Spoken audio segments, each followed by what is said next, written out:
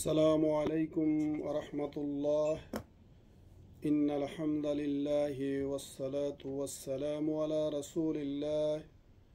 أما بعد فأعوذ بالله من الشيطان الرجيم. بسم الله الرحمن الرحيم.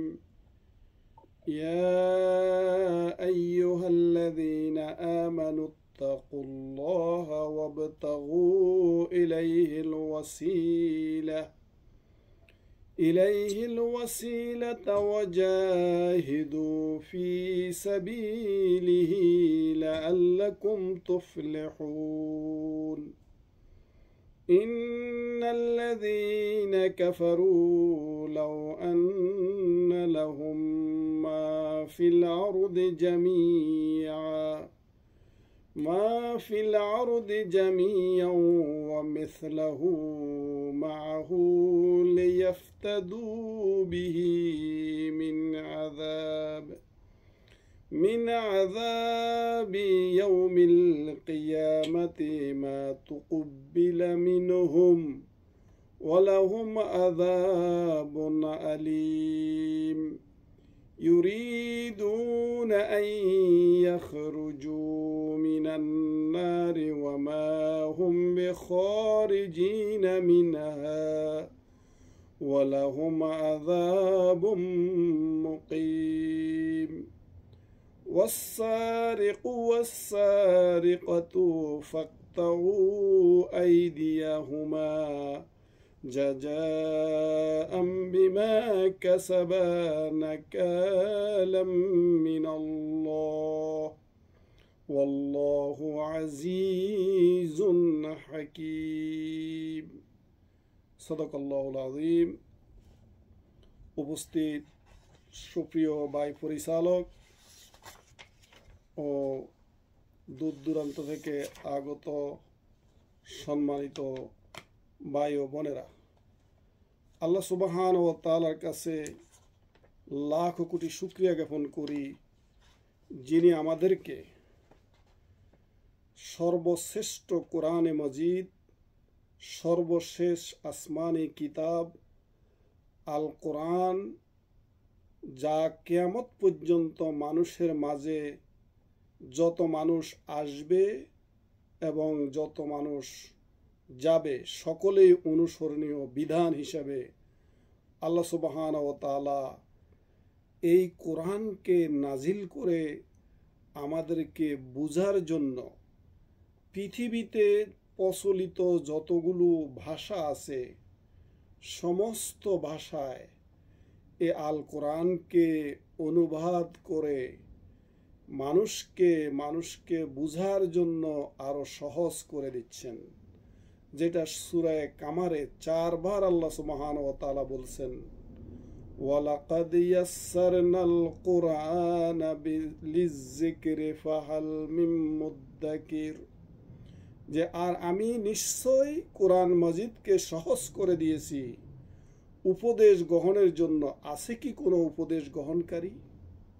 আল্লাহ সুবহানাহু ওয়া তাআলার এই শুকরিয়া আমরা আদায় করি যে কোরআন মাজিদকে আমরা গিলাপে বন্দি করে রাখব না, কোরআনে মাজিদকে আমরা গণমানুষের সামনে সফলভাবে তুলে ধরার চেষ্টা করব। সেই প্রচেষ্টাই আমাদের আজকের প্রচেষ্টা। আল্লাহ সুবহানাহু ওয়া তাআলার কাছে এই জন্য আমরা লাখ কোটি শুকরিয়া জ্ঞাপন করি, যিনি আমাদেরকে হাঁটি হাঁটি পা পা করে সূরা ফাতিহা, বাকারা, ইমরান, নিসা, এখন সূরা মায়েদাতে এসে আলহামদুলিল্লাহ আমরা 35 নম্বর আয়াত সহ কয়েকখানা আয়াত আপনাদের সম্মুখে তেলাওয়াত করেছি। আল্লাহ সুবহানাহু ওয়া তাআলা যদি তৌফিক দান করেন, এই আয়াতগুলোকে সামনে নিয়ে আয়াতগুলোর মর্ম কথা কি আছে সেগুলোকে আপনাদের সম্মুখে উপস্থাপন করার জন্য চেষ্টা করব। ওমা তৌফিকি ইল্লা বিল্লাহ। আল্লাহ সুবহানাহু ওয়া তাআলার শুকরিয়া আদায় করি, যিনি আমাদেরকে এই কোরআনের মাহফিলে প্রতি সপ্তাহে আসার, বসার এবং শোনার জন্য তৌফিক দিচ্ছেন, সেই মহান মাবুদের প্রতি শুকরিয়া দান করছি আলহামদুলিল্লাহ। তারই সাথে সাথে মহান মানবতার মুক্তির দূত আমাদের প্রিয় নবী মুহাম্মদ রাসূলুল্লাহ সাল্লাল্লাহু আলাইহি ওয়াসাল্লামের উপর দুরূদ ও সালাম প্রেরণ করছি। আল্লাহ সুবহানাহু ওয়া তাআলা, আমরা জানি সূরা হিসাবে 6 নম্বর রুকু, ফারা হিসাবে 10 নম্বর রুকু, এইভাবেই।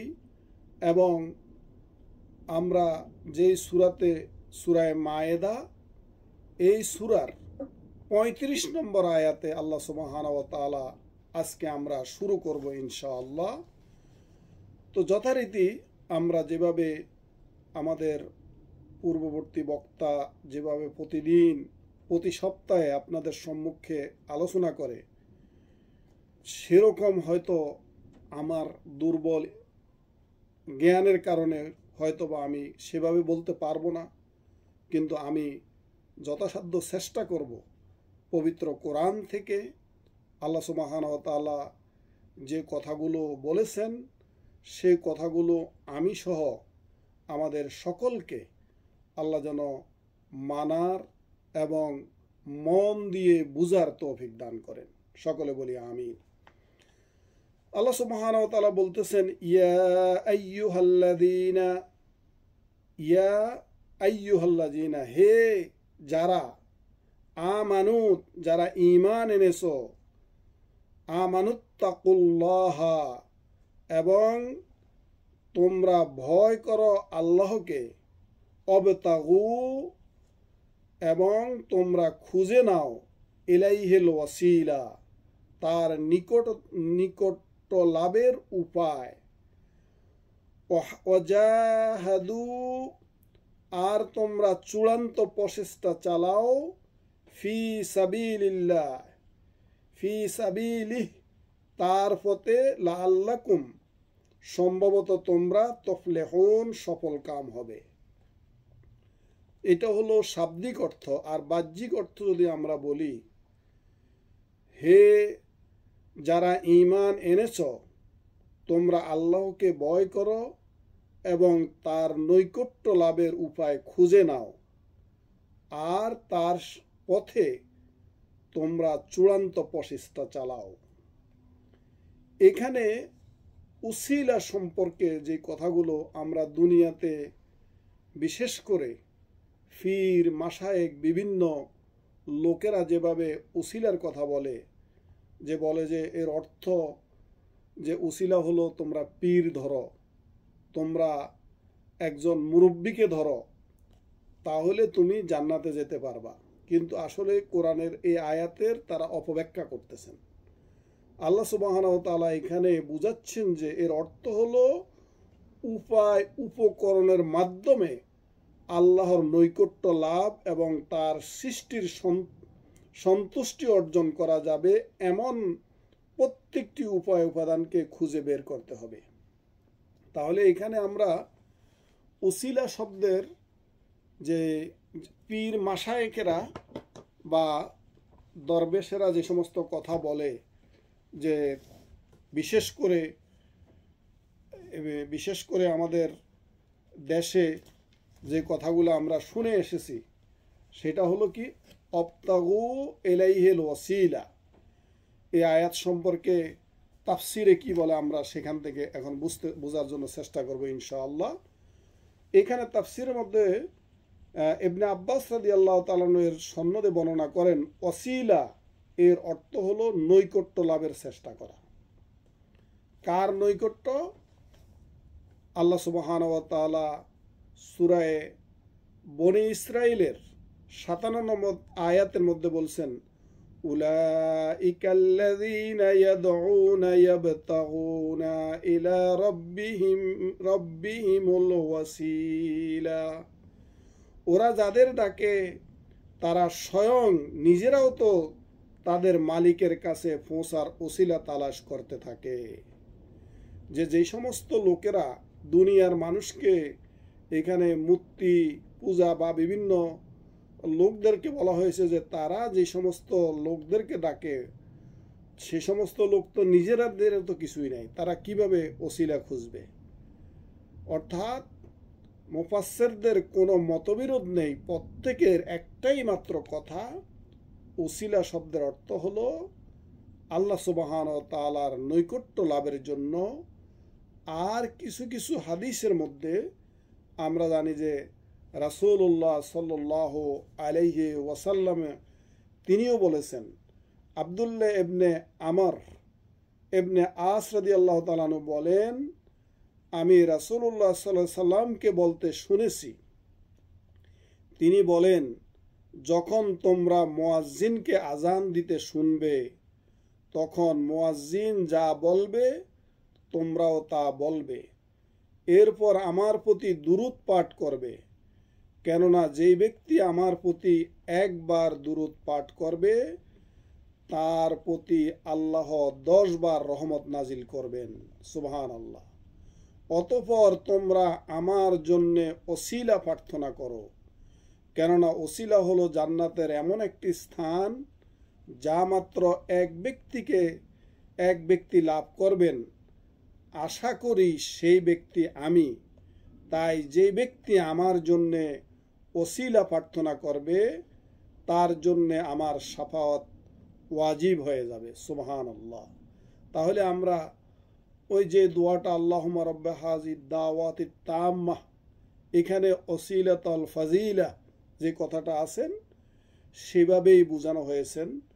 এবং আবু হুরায়রা রাদিয়াল্লাহু তাআলা আনহু থেকে আরেকটা হাদিসে আছেন যে তিনি বলেন, রাসূলুল্লাহ সাল্লাল্লাহু আলাইহি সাল্লাম বলছেন যে জান্নাত যখন এভাবেই এই আজান দেওয়া হয় তারপরে তোমরা দুরূদ পড়ো এবং ওসিলা অর্থাৎ আমার জন্য দোয়া করো। ওসিলা কি?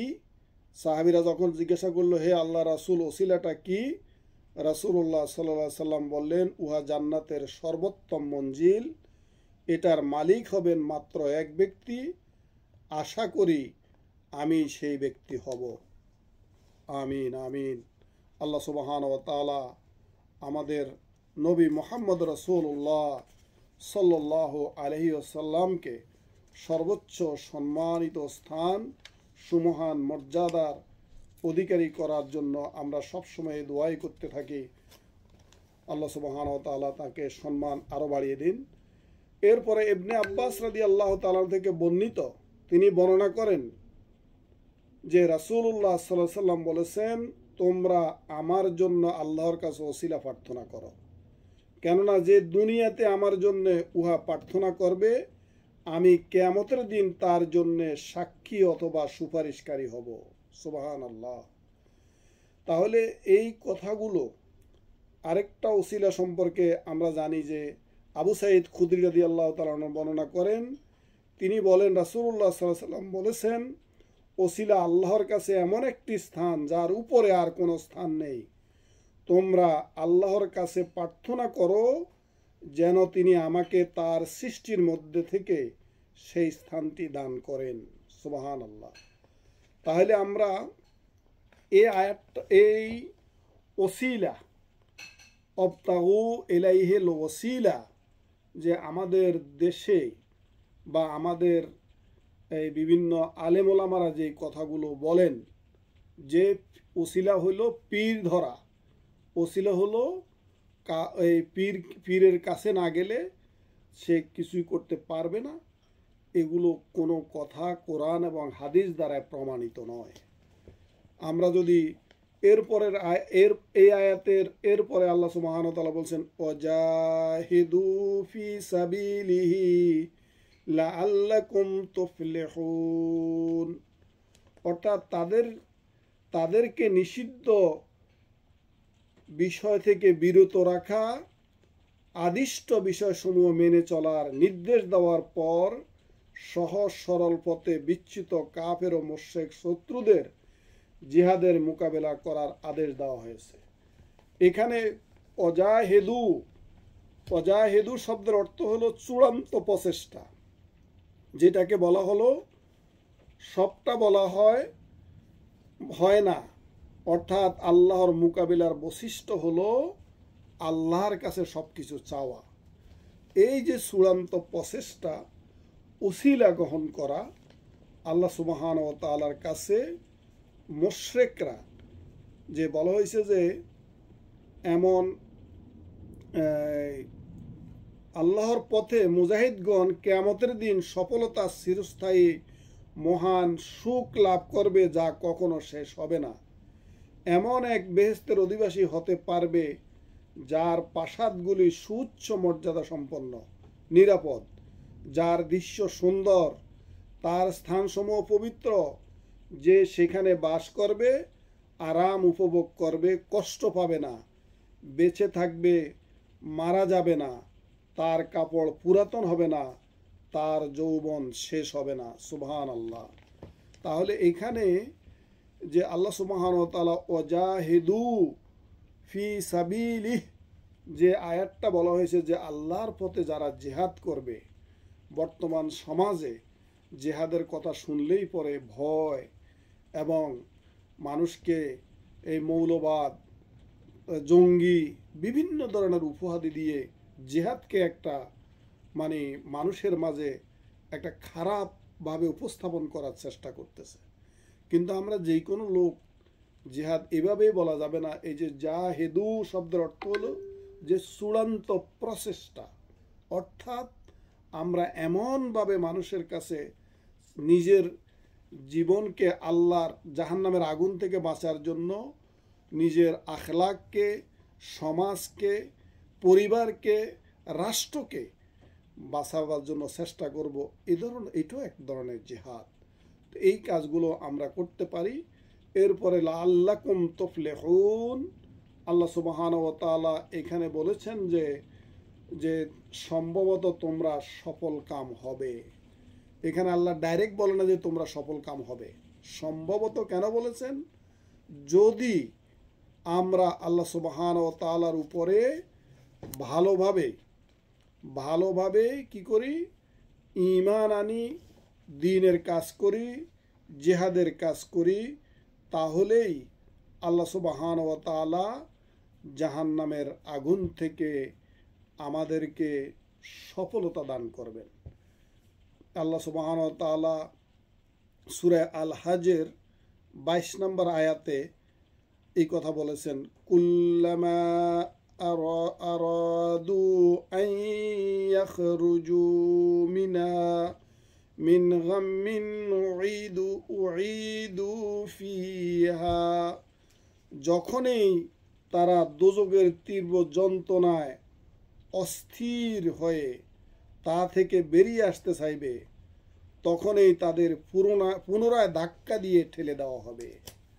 আল্লাহ সুবহানাহু ওয়া তাআলা এই যে আমরা 35 নম্বর আয়াত পড়লাম, সেখানে আল্লাহ সুবহানাহু ওয়া তাআলা যে কথাগুলো বলছেন, বিশেষ করে ওসিলা, এই সম্পর্কে আমরা নিজেরা সব সময় সতর্ক থাকব।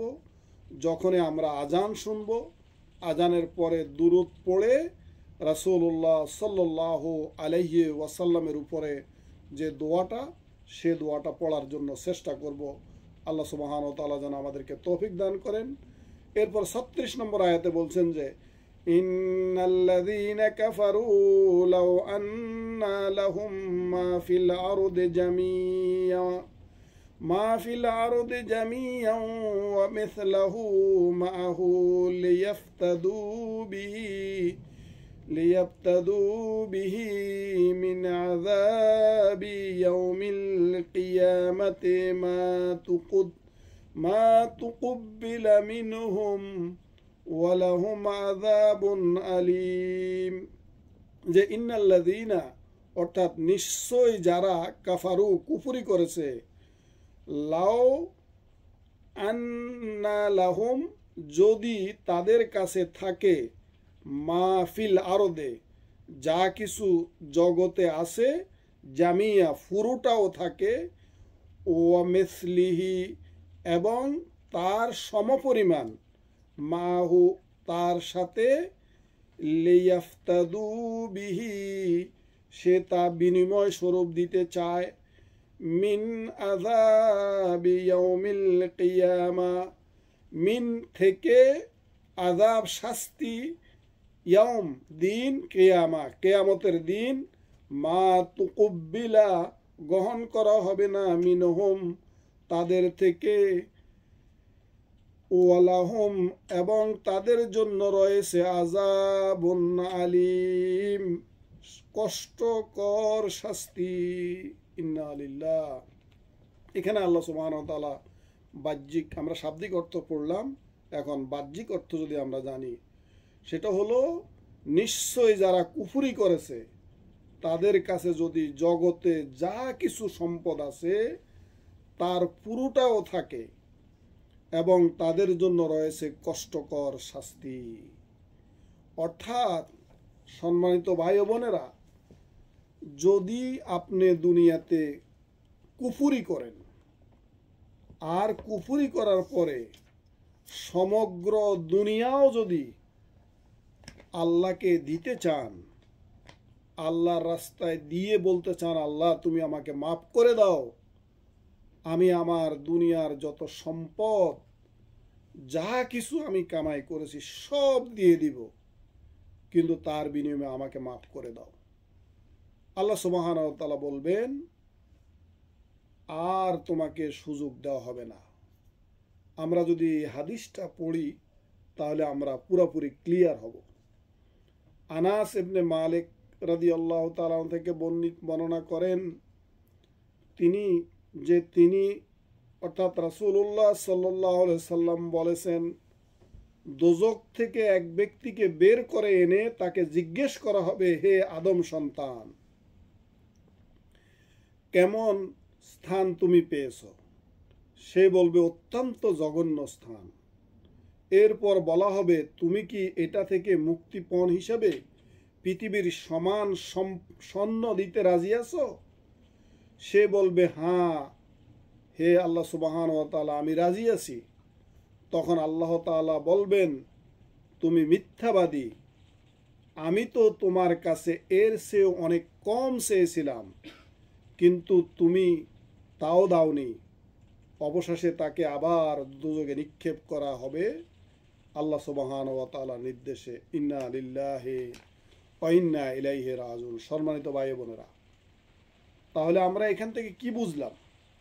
যে আল্লাহ সুবহানাহু ওয়া তাআলা যেই সমস্ত আল্লাহ সুবহানাহু ওয়া তাআলার বান্দাবান্দিরা অর্থাৎ কাফের বেদিনীরা যারা ইসলামের উপরে নাই, প্রতিষ্ঠিত ছিল না, ইসলামকে মানে নাই, ইসলামকে গালি দিয়েছে, দুনিয়াতে অনেক সুখ শান্তিতে ছিল, যেটা আমরা ইউরোপ আমেরিকাতে দেখতে পাই, কিন্তু আল্লাহ সুবহানাহু ওয়া তাআলার কাছে তাদের এই সম্পদ, এই দুনিয়াবি যত কিছু ছিল, কোনো কাজে আসবে না কিয়ামতের ময়দানে। কেননা এগুলো সব তাদের থেকে আল্লাহ সুবহানাহু ওয়া তাআলা ছিনিয়ে নেবেন এবং তাদেরকে বলবেন যে তোমরা যা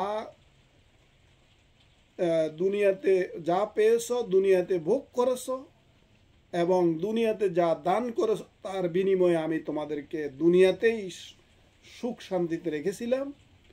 আখিরাতে আল্লাহ সুবহানাহু ওয়া তাআলা বলবেন, আখিরাতে তোমার জন্য আমার কাছে কিছুই নেই, তুমি জাহান্নামে নিক্ষিপ্ত হও। নাউযুবিল্লাহি মিন যালিক। সম্মানিত ভাই বোনেরা, এখান থেকে আমরা এটাই শিখতে পারি যে দুনিয়ার জীবন আমাদের জন্য ক্ষণস্থায়ী, আখিরাতের জীবন আমাদের জন্য চিরস্থায়ী। দুনিয়াতে কিছু সময়ের জন্য আমরা আসি, আখিরাতে আমরা আবাদুল আবাদ ইয়াউমাল কিয়ামা পর্যন্ত বলছে যে যেই ব্যক্তি সর্বশেষ দুনিয়া থেকে বিদায় নেবেন, মারা যাবেন, সেই ব্যক্তিও অন্তত 40,000 বছর কবরে ঘুমাবেন অথবা দোজখের আযাব ভোগ করবেন, তারপরেই তাকে আবার পুনরুত্থিত করতে হবে। সম্মানিত হাজেরিন, ভাই ও বোনেরা, আমরা এখান থেকে শিক্ষা গ্রহণ করা দরকার। আমরা এই আয়াতগুলো থেকে শিক্ষা আমাদের কি হতে পারে সেগুলো আমরা ভালোভাবে জেনে নেওয়া দরকার। এরপর আল্লাহ সুবহানাহু ওয়া তাআলা যে 37 নম্বর আয়াতে বলছেন যে ইউরিদুনা আন ইয়াখরুজু মিনান নারি ওয়া মা হুম বিখারিজিনা মিনহা ওয়া লাহুম আযাবুম মুকিম, যে বলতেছেন যে ইউরিদুনা তারা চাইবে আন ইয়াখরুজু বের হতে মিনান নার যে দোজখ থেকে জাহান্নাম থেকে, ওয়ামা কিন্তু নয়, হোম তারা বেখারিজিনা মিনহা বের হওয়ার নয় তা থেকে, এবং ওয়ালাহুম এবং তাদের জন্য আযাবুন মুকিম যে স্থায়ী শাস্তি হবে। যে তার মানে এই সমস্ত লোকেরা বের হওয়ার জন্য অনেক চেষ্টা করবে, আল্লাহ সুবহানাহু ওয়া তাআলা তাদেরকে আর এই জাহান্নাম থেকে বের করবেন না। কিন্তু অন্যান্য সাহাবীদের মধ্যে এই বিভিন্নভাবে বলা হয়েছে যে কোনো ইমানদার ব্যক্তি যদি জাহান্নামে চলে যায় তার কোনো অন্যায় করার কারণে, পাপের কারণে এবং তওবা না করে মৃত্যুবরণ করে, তাহলে ওই ব্যক্তিকে, ওই ইমানদার ভাই অথবা বোনকে অতদিন পর্যন্ত আল্লাহ সুবহানাহু ওয়া তাআলা শাস্তি দিবেন যতদিন পর্যন্ত তিনি যত অন্যায় করেছেন সে অন্যায় অনুযায়ী। এরপর আল্লাহ সুবহানাহু ওয়া তাআলা তাকে আবার জান্নাতের ব্যবস্থা করে দিবেন। কিন্তু যিনি কাফের, বেদিন, মুশরিক, আল্লাহকে অস্বীকারী, নাস্তিক, মুরতাদ, এরা কখনো জাহান্নামের আগুন থেকে জান্নাতে আসার সুযোগ পাবে না। মৃত্যুর আগে যদি সে তওবা করে আল্লাহ সুবহানাহু ওয়া তাআলা তাকে মাফ করে দিতে পারেন, কিন্তু মৃত্যুর পর তার জন্য আর কখনো জাহান্নামের আগুন থেকে সে জান্নাতে আসার সুযোগ পাবেন না। সম্মানিত ভাই বোনেরা, এরপর আল্লাহ সুবহানাহু ওয়া তাআলা যে 38 নম্বর আয়াতে, এটা অত্যন্ত গুরুত্বপূর্ণ যে শরঈ মাসালা আমরা যদি এটা জানি, সেখান থেকে আল্লাহ সুবহানাহু ওয়া তাআলা বলছেন যে ওয়াসসারিকু ওয়াসসারিকাতু ফাকতাউ আইদিয়াহুমা জাযাআম বিমা কাসাবা নাকালাম মিনাল্লাহ ওয়াল্লাহু আজিজুন হাকীম। যে আল্লাহ সুবহানাহু ওয়া তাআলা বলছে আসসারিকু ওয়াসসারিকু মানে আর চোর, ওয়াসসারিকাতু আর নারী চোর, ফাকতাউ এবং অতঃপর কেটে দাও, আইদিয়াহুমা ওদের হাত, জাযাআম বিমা কাসাবা যে বদলা হিসাবে যা অর্জন করেছে, নাকালাম এ হলো দণ্ড, মিনাল্লাহ আল্লাহর পক্ষ থেকে, আল্লাহু আর আল্লাহ আজিজুন হাকিম আল্লাহ সর্বদস্ত সুবিজ্ঞ। তাহলে আমরা এখানে এই আয়াত থেকে আমরা এটা বুঝতে পারি, আল্লাহ সুবহানাহু ওয়া তাআলা বলছেন যে আর পুরুষ ও নারী চোরের তোমরা হাত কেটে দাও, যা তারা অর্জন করেছে তার বদলা হিসাবে, এ হলো আল্লাহর পক্ষ থেকে দণ্ড, আল্লাহ জবরদস্ত ও সুবিজ্ঞ। আল্লাহ সুবহানাহু ওয়া তাআলা বলতেছেন যে তিনি অত্যন্ত সুবিজ্ঞ, যে সমস্ত যে মহা শক্তিশালী ও প্রবল প্রজ্ঞাময়, যেটাকে আমরা যদি শুদ্ধ ভাষায় বলতে পারি। এখন আমরা এই আয়াত থেকে আমরা যদি জানি আসসারিকু ওয়াসসারিকাতু ফাকতাউ আইদিয়াহুমা, যে এখানে যে আল্লাহ সুবহানাহু ওয়া তাআলা যে কথাটা বলেছেন, সেখানে এটা একটা দলিল, অর্থাৎ ইসলামিক সরকার হলে পরে কোনো ব্যক্তি যদি অভাব না হয়, তার যদি কোনো ধরনের অনটন না থাকে, স্বভাব যদি তার নষ্ট হয়, অথবা সাহাবীদের মধ্যে বিভিন্ন মত পার্থক্য আছেন, বিশেষ করে মাযহাবে। কোনো মাযহাবে বলা হয়েছে যে সামান্য পরিমাণ চুরি করলেও তার হাত কেটে দিতে হবে। কোথাও বলা হয়েছে যে 1 দিরহাম পরিমাণ হলে তার হাত কাটা হবে। কোথাও বলা হয়েছে 3 দিনার পরিমাণ হলে, কোথাও বলা হয়েছে 10 দিনার পরিমাণ হলে। সবার ঐক্যমত যে আমরা জানি হযরত ওমর রাদিয়াল্লাহু তাআলা আনহুর সময় একবার যখন দুর্ভিক্ষ দেখা দিল, ওমর রাদিয়াল্লাহু তাআলা আনহু সকল সাহাবীদেরকে ডেকে বলল, যদি কোনো ব্যক্তি খাদ্য চুরি করে তাহলে তার হাত কাটা যাবে কিনা আপনারা কেয়াস করুন। কারণ যেহেতু এই সময় দুর্ভিক্ষে তার ছেলে মেয়ে বাচ্চাদেরকে খাওয়ানোর জন্য যদি কোনো ব্যক্তি যদি অন্যায় করে কোনো কিছু নিয়ে নেয়, তাহলে এখানে দোস্ত আমাদের, আমরা তাদেরকে খাদ্যের ব্যবস্থা করতে পারি নাই, তাদেরকে ঠিকভাবে পরিবার চালাবার ব্যবস্থা করতে পারি নাই। এই জন্য ঘোষণা, সর্বসম্মতিক্রমে ঘোষণা হলো, যেটাকে কেয়াস বলা হয়, ওলামায়ে ইজমা বলা হয়। এই যে প্রত্যেকেই এই সিদ্ধান্তে পৌঁছলো যে তারা আজকের এই দিনে এই কিছুদিনের জন্য কোনো ভাই বোনের যদি চুরি করে খাদ্যের জন্য, তাকে কোনো অবস্থাতে এই হাত কাটা যাবে না। এভাবেই হযরত ওসমান রাদিয়াল্লাহু তাআলার আমলে কোনো এক ব্যক্তি যখন কিছু কাঠ চুরি করে চুরি করা হলো, চুরি করার পরে যখন আমিরুল মুমিনিন ওসমান রাদিয়াল্লাহু তাআলার কাছে নিয়ে আসা হলো, ওসমান রাদিয়াল্লাহু তাআলা আনহু তাকে বললেন যে তোমরা এগুলা মাপো, এবং চুরিতে এই যেই জিনিসগুলা করা হয়েছে চুরি, সেই জিনিসগুলাকে তোমরা ভালোভাবে মেপে দেখো, দাম দেখো এটার সাথে কত কিভাবে হয়। তখন তারা দেখলো যে 3 দিনহার বা 3 দিরহামের মতো হয়েছে। তখন ওসমান রাদিয়াল্লাহু তাআলা বললেন, তাহলে তার হাত কেটে দাও।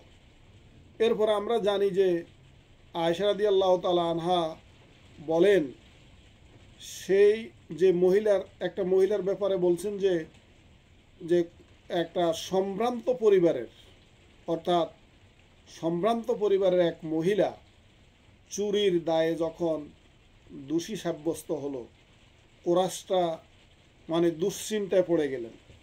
ঘটনাটি ঘটেছিল নবী করিম সাল্লাল্লাহু আলাইহি সাল্লামের জামানায় মক্কা বিজয়ের সময়। তখন কুরাইশরা পরামর্শ করতে লাগলো, এই মহিলার জন্য রাসূলুল্লাহ সাল্লাল্লাহু আলাইহি সাল্লামের কাছে কে সুপারিশ করতে পারে। তারা বলল, এটা একমাত্র রাসূলের প্রিয় পাত্র জায়েদের পুত্র ওসামা দ্বারাই সম্ভব। কেননা রাসূলুল্লাহ সাল্লাল্লাহু আলাইহি সাল্লাম ওসামাকে অনেক ভালোবাসতেন। ওসামা ইবনে জায়েদ তাকে নিয়ে রাসূলুল্লাহ সাল্লাল্লাহু আলাইহি সাল্লামের কাছে গিয়ে তার ব্যাপারে কথা বললেন। ওসামার কথা শুনে রাসূলুল্লাহ সাল্লাল্লাহু আলাইহি সাল্লামের চেহারা রক্তবর্ণ হয়ে যায়। রাসূলুল্লাহ সাল্লাল্লাহু আলাইহি সাল্লাম তাকে বলেন, তুমি আল্লাহর নির্ধারিত বিধান, হদ যেটাকে বলা হয়, এই ব্যাপারে সুপারিশ করছো। এটা শুনে ওসামা রাদিয়াল্লাহু তাআলা আনহু অত্যন্ত লজ্জিত হয়ে গেলেন এবং বললেন, হে আল্লাহর রাসূল, আমার ক্ষমার জন্য আল্লাহর কাছে প্রার্থনা করুন। এরপর সন্ধ্যায় রাসূলুল্লাহ সাল্লাল্লাহু আলাইহি সাল্লাম দাঁড়িয়ে আল্লাহর হামদ ও সানা পড়ার পর এক ভাষণ দেন। ভাষণে তিনি বলেন, তোমাদের পূর্বের উম্মতেরা এই জন্য ধ্বংস হয়েছে যে যদি তাদের কোনো সম্মানিত ব্যক্তি চুরি করত, তবে তাকে ছেড়ে দেওয়া হতো। আর যদি সমাজের দুর্বল কোনো ব্যক্তি চুরি করত তবে তার উপর হদ প্রয়োগ করা হতো, অর্থাৎ শাস্তি দেওয়া হতো। যার হাতে আমার জীবন, তার শপথ, যদি মুহাম্মদের সাল্লাল্লাহু আলাইহি ওয়াসাল্লামের মেয়ে ফাতেমাও চুরি করে তবে আমি তার হাত অবশ্যই কেটে দেব।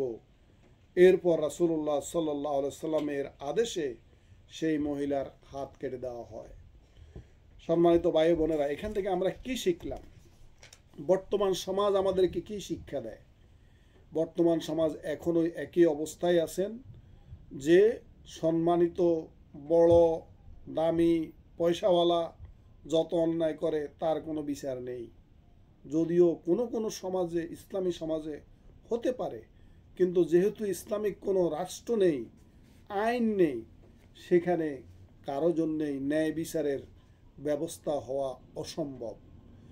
এরপর আপনারা হয়তো এখন যে সমস্ত ভাই বোনেরা শুনছেন বা যারা শুনবেন, ওদের ভিতরে একটা ধারণা আসতে পারে যে হাত কেটে মানুষের এটা কি ঠিক হবে? এই যুগে কি এটা চলে? আপনার ঈমান চলে গেছে।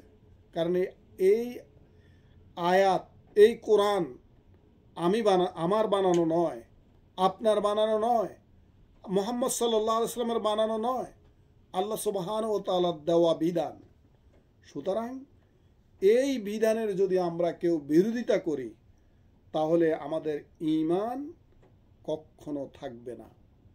এই জন্য দেখবেন আমাদের সম্মানিত ভাই বোনেরা, আমরা নামাজ পড়ি, রোজা রাখি, হজ করি, দাড়ি রেখেছি, টুপি পরি, পাগড়ি পরি, যাকাত দিই, কিন্তু আমরা আল্লাহর দেওয়া বিধান, বিচার ব্যবস্থার বিরোধিতা করি। বিশেষ করে জেনার শাস্তির কথা বলা হলে, বিশেষ করে চুরির শাস্তির কথা বলা হলে, এই সমস্ত কথা যখন বলা হয় তখন বলা হয় এই যুগে এটা কি সম্ভব? এই যুগে এটা করলে এটা কি মানে হিউম্যান রাইটস, মানবাধিকার লঙ্ঘন হবে না? আল্লাহ সুবহানাহু ওয়া তাআলা যাদেরকে সৃষ্টি করেছেন তাদের থেকে আপনার কাছে মানবাধিকার অনেক কিছু হয়ে গেছে। আল্লাহ সুবহানাহু ওয়া তাআলা আমাদেরকে সৃষ্টি করে আমাদের জন্য যেটা সত্যিই অত্যন্ত চমৎকার এবং যেগুলো করলে আমাদের কোনো ধরনের সমাজে বিশৃঙ্খলা হবে না, সেই কাজগুলো করার জন্য আল্লাহ সুবহানাহু ওয়া তাআলা বলেছেন। যেমন আব্দুল্লাহ ইবনে আমর রাদিয়াল্লাহু তাআলা থেকে বর্ণনা, তিনি বর্ণনা করেন এক মহিলা অলংকার চুরি করে, যাদের মাল চুরি করেছে তারা তাকে রাসূলুল্লাহ সাল্লাল্লাহু আলাইহি ওয়াসাল্লামের কাছে এনে বলে, হে আল্লাহর রাসূল, এই মহিলা আমাদের মাল চুরি করেছে। রাসূলুল্লাহ সাল্লাল্লাহু আলাইহি ওয়াসাল্লাম বললেন, তোমরা তার ডান হাত কেটে দাও। হাত কাটার পর সেই মহিলা রাসূলুল্লাহ সাল্লাল্লাহু আলাইহি ওয়াসাল্লামকে বলল, আমার তওবা করতে হবে কি? তখন রাসূলুল্লাহ সাল্লাল্লাহু আলাইহি ওয়াসাল্লাম বললেন, তুমি এখন পাপ থেকে সেই দিনের মতো পবিত্র হয়েছো যেদিন তোমার মা তোমায় জন্ম দিয়েছে।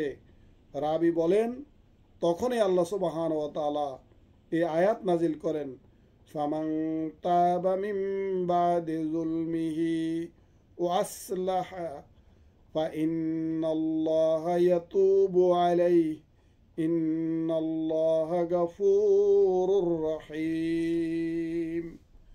যে এই আমরা 39 নম্বর আয়াতের মধ্যে আল্লাহ সুবহানাহু ওয়া তাআলা এই কথাই বলতেছেন যে যদি আমরা এর অর্থ জানি, ফামান তাবা অর্থাৎ অতঃপর যে তওবা করে নেয়, মিম বাদে এরপর, জুলমিহি নিজের জুলুমের থেকে, ও আসলাহা এবং শুধরে নেয়, ফাইন তাহলে অবশ্যই ফাইন্নাল্লাহা অবশ্যই আল্লাহ, ইয়াতুবু তাওবা কবুল করে নেবেন, আলাইহি তার, নিশ্চয় ইন্নাল্লাহ গাফুর রাহিম নিশ্চয় আল্লাহ সুবহানাহু ওয়া তাআলা তার প্রতি পরম ক্ষমাশীল ও দয়াবান।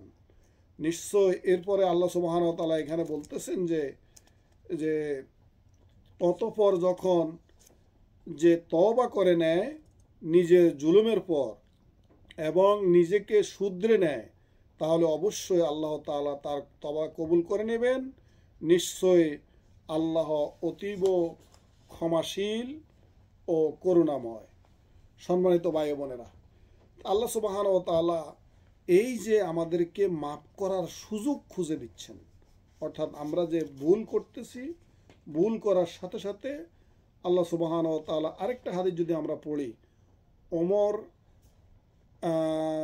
ওমর ইবনে সামুরা ইবনে হাবিব ইবনে আবদে শামস রাসূলুল্লাহ সাল্লাল্লাহু আলাইহি ওয়াসাল্লামের কাছে এসে বলেন, ইয়া রাসূলুল্লাহ সাল্লাল্লাহু আলাইহি ওয়াসাল্লাম, আমি অমুক গোত্রের উট চুরি করেছি।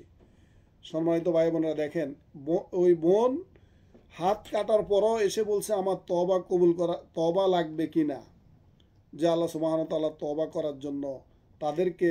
আবার এখন দেখেন এক ভাই উট চুরি করে, আমাকে আপনি পবিত্র করুন। রাসূলুল্লাহ সাল্লাল্লাহু আলাইহি সাল্লাম অনুসন্ধানকারীকে জানালো যে তাকে সত্যতা যাচাই করো, এই লোকটা কি চুরি করেছে কিনা। তারা রাসূলুল্লাহ সাল্লাল্লাহু আলাইহি সাল্লামের কাছে এসে বলল একটি উট চুরি হয়েছে। ফলে রাসূলুল্লাহ সাল্লাল্লাহু আলাইহি সাল্লাম তার হাত কাটার নির্দেশ দিলে তার হাত কাটা হয়। তখন সে হাতকে লক্ষ্য করে বলেছিল, আমি সে আল্লাহর প্রশংসা করেছি যিনি তোমা থেকে আমাকে পবিত্র করেছেন। তুমি তো আমার সমস্ত শরীরটাকে জাহান্নামে নিয়ে যেতেছিলে। ইন্না লিল্লাহি ওয়া ইন্না ইলাইহি রাজিউন। সম্মানিত ভাই বোনেরা, আমরা কি করি? আমরা যদি দেখি কোনো অন্যায় হয়, চুরি, আমরা দুনিয়ার মানুষের সামনে নিজেকে যেন কেউ চোর না বলে, এই জন্য কত বাহানা খুঁজি, কত টাল বাহানা করে একজনকে বাঁচাবার চেষ্টা করি। কিন্তু ওই ভদ্রলোক, যেই ব্যক্তি চুরি করার পরে নিজে নিজে এসছেন, তার পিছনে কোনো এই যে anti correction police, army, BDR কে দেন নাই, সে নিজে এসে স্বীকার করে নিজের গুনাহের জন্য আল্লাহর কাছে, আল্লাহর দেওয়া যে হদ, যে বিধান, যে আইন, যে বিচার ব্যবস্থা রাসূলুল্লাহ সাল্লাল্লাহু আলাইহি সাল্লাম করেছেন, সেখানে এসে বলেছেন যে ইয়া রাসূলুল্লাহ সাল্লাল্লাহু আলাইহি সাল্লাম, আপনি আমাকে শাস্তি দিন। আল্লাহ রাসূল সাল্লাল্লাহু আলাইহি সাল্লাম এমনি এমনি শাস্তি দেন নাই, তিনি এটা যাচাই করেছেন, বাছাই করেছেন এবং প্রমাণিত হয়েছে যে তিনি এই চুরি করেছেন। হাত কাটার পরে সে কি বললেন, যে হাত, তুমি চলে গেছো, আমি বেঁচে গেলাম, তা না হয় তুমি আমার পুরা বডিকে, শরীরকে জাহান্নামে নিয়ে যেতে। সম্মানিত ভাইয়েরা বোনেরা, আমরা এখান থেকে শিক্ষা গ্রহণ করা উচিত। সর্বশেষ যে আয়াতটা আমরা পড়ব, আল্লাহ সুবহানাহু ওয়া তাআলা 40 নম্বর আয়াত, আলাম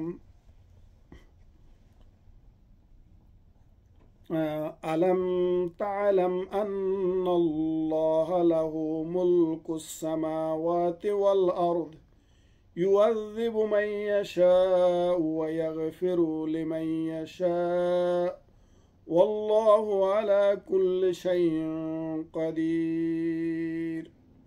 আলাম তা'লাম, আপনি কি জানেন না, আপনি কি জানেন না, আন্নাল্লাহ, আল্লাহ, লাহু মুলকু, আল্লাহর জন্য সার্বভৌমত্ব, আসসামাওয়াতু ওয়াল আরদ, আসমান ও জমিনের, ইউআযযিবু, তিনি শাস্তি দান করেন, মান, যাকে, ইয়াশা, যে চান, ওয়া ইয়াগফির, এবং যাকে চান, লিমান, তাকে, যাকে, ইয়াশা চান, আর ওয়াল্লাহু, আর আল্লাহ, আলা কুল্লি শাইইন কাদির, আল্লাহ সর্ববিষয়ে অনেক, তিনি সর্বশক্তিমান। এর বাহ্যিক অর্থ আল্লাহ সুবহানাহু ওয়া তাআলা বলতেছেন, আল্লাহ সুবহানাহু ওয়া তাআলা বাহ্যিক অর্থ যেটা বলতেছেন সেটা হলো যে আপনি কি জানেন না, আসমান ও জমিনের সার্বভৌমত্ব আল্লাহর জন্য, তিনি শাস্তি দান করেন যাকে চান এবং যাকে চান ক্ষমা করে দেন। আর আল্লাহ সকল বিষয়ে সর্বশক্তিমান। আসুন সম্মানিত ভাই ও বোনেরা, আল্লাহ সুবহানাহু ওয়া তাআলার কাছে আমরা অত্যন্ত শুকরিয়া আদায় করি যে সমস্ত কথাগুলো আমরা আজকের এই কোরআন থেকে বলেছি, সেই সমস্ত কথাগুলো আমাদেরকে আল্লাহ সুবহানাহু ওয়া তাআলা যেন সঠিকভাবে পালন করার এবং সেগুলো মানার এবং সেভাবে চলার তৌফিক দান করেন। আমিন। আসসালামু আলাইকুম ওয়া রাহমাতুল্লাহি তাআলা ওয়া বারাকাতুহু।